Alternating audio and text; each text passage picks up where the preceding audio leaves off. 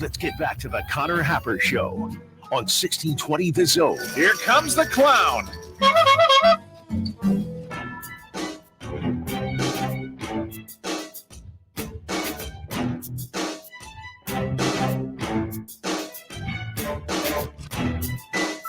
All right, welcome back. We're the Connor Happer Show here on 1620 The Zone and on 1620thezone.com.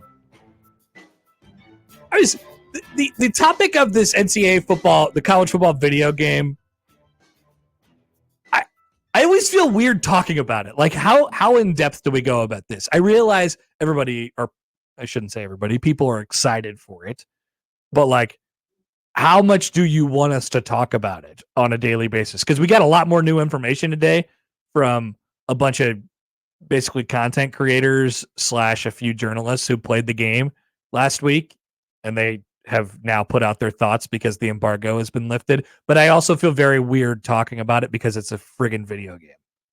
I mean, it must be good for like clicks and things like that because a lot of people cover it and talk about it. Yeah. Right. Like if we put out, let's do the test run then. If we put out a segment that said the latest on the college football video game, mm-hmm. How do you think that'd do? How would it do? Would it do good for our clickies? Because Josh is addicted to the click. I need the clicks. He is so locked in on the clicks. Give me them clickies. So you want us to do the segment then? About I would like to try video game. While I'm not as excited as everyone else, I understand that many are excited. You're not even excited, and you still want to talk about it. Yeah, I'm going to play this, and I am excited, but I'm also at the point in my life where I can just wait. I don't know what happens at some point. Like you can't like. I'm excited for the video game to come out, but I'm also like, this will be good. I don't really need to know everything about the game before it gets here. I'm ready for it to surprise me. What does it have? What does it not have? Now you're in the vast minority on that. I would think so. Everybody wants to know every detail, every pixel about this game. I don't know, but do they? Because they all clamor for it. They're like, is the tunnel walk in there? How does the transfer portal work? How do you export, or how do you what are some other things that they talk about? Dynasty mode and recruiting, things like that. I don't know. Maybe we shouldn't. No? Maybe we shouldn't talk about it. EA's approach to NIL. Do you care about how EA Sports cares about NIL? I don't. I really don't. Okay. I've actually convinced myself the other way. Okay. We're not talking about it. Not talking about it today. Today we're not. We're not talking about this today until maybe there's something like Nebraska related on or something like that. Wait until June when he's got nothing else to talk about, fellas. Just wait me out. Wait me out. No doubt about it. Just like he's waiting for the game, you're waiting for the conversation to come. Here's Texas A&M Athletic Director Trevor Alberts. At the SEC spring meetings yesterday. Quote, "We've just always had enough increasing revenue to overcome dumb expenses. I've said it 100 times and I'll say it again. We don't have a revenue problem in college athletics. We have an expense problem." I saw people, in fact, you know what? I'll just read a few responses to that tweet. That was from Brandon Marcello. No, from who are the responses from? Oh, they're just from people. Just okay. Burn in hell. Take your name off the stadium. One says the guy who wanted to spend $450 million on a stadium renovation at Nebraska. Says the guy who cost Nebraska $7 million by firing Scott Frost a week too soon. All right, these are fair critiques. Does he include his own compensation package as part of this expense problem? Trev is a clown. Is that why NU's AD scaled back the stadium renovation project Trev spearheaded in Lincoln? And things like that. Okay. You say fair, I say unfair on the stadium. Here's why. Now, the firing Scott Frost a week early is a little questionable. Boy, it seems like you could have just waited a week. In hindsight, yeah. And let me explain why. So Trev's not talking about. He's not talking about building a stadium. What is the wording that he used? It is dumb expenses. What he's saying is things that don't work for you, things that don't make money for you. He's talking about stuff that works for you. He's talking about dumb expenses being dead money. Dead money.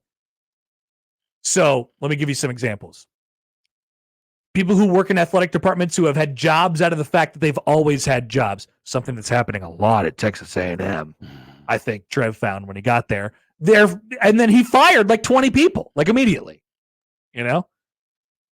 He's talking about hiring bad coaches and having to fire them and pay them buyouts. Now, to give Trev a little bit of grace on Frost, he didn't hire him and wouldn't have. Trev would not have hired Scott Frost. Right. He was just doing what he thought was best at the time with what he had. He's talking about money that doesn't work for you. In his mind, the stadium project was going to be money that works for you. It was going to be a $450 million plus investment that was a long-term investment and earn that money back over time by reinvesting into your fan base and by reinvesting into the amenities of the stadium and creating new revenue avenues in the stadium. Right? All of which I agree with. Like, I hate to say this, but like Trev has been right about a lot of things. I mean, he really has. And I wholeheartedly agree with him on this one. And one of his things that he has the ability to do is walk into a place, and while it is indeed cutthroat and maybe lacks some sort of personal touch and connection, at least right away, he's not afraid to run the athletic department his way. And I think one thing that he has a really good handle on is how to be fiscally responsible, which I know people are going to throw it back in your face and you say, well, is a $450 million South Stadium project fiscally responsible? And my answer is yes, because it's money that works for you. It's money that works for you. It makes money for you. It makes money for you. Your money makes money. And it's investing in the fan base, and it's investing in the people and in the programs. That's what it is. It's not a dumb investment either. No. Like it's an investment that is forward thinking, that looks to the future and protects Nebraska fans for a long time. Not from everything. There's going to be stuff that comes up in the meantime. And yeah, you'll have to dive into those coffers at some point. But I mean, to get back to the whole stadium thing, I know we spent a lot of time on it last week. You know, if $20 million or 20% of whatever you get every year is going to go to student athletes, then, then everybody's going to have that same expense. You know, everyone's going to have that same expense. And so that money's working for you, but it's already accounted for. It's already earmarked. You still have a lot of money that you could play with. And there's ideas where I think you have to be creative. I think Mr. Yogurt's idea is, and not that it's bad, and I think it might actually work for Nebraska in this moment.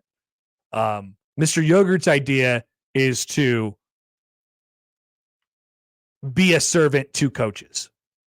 What do you need? What do you want? What do you think you need? Trev's idea of leadership in the department was, I have a good grasp on this.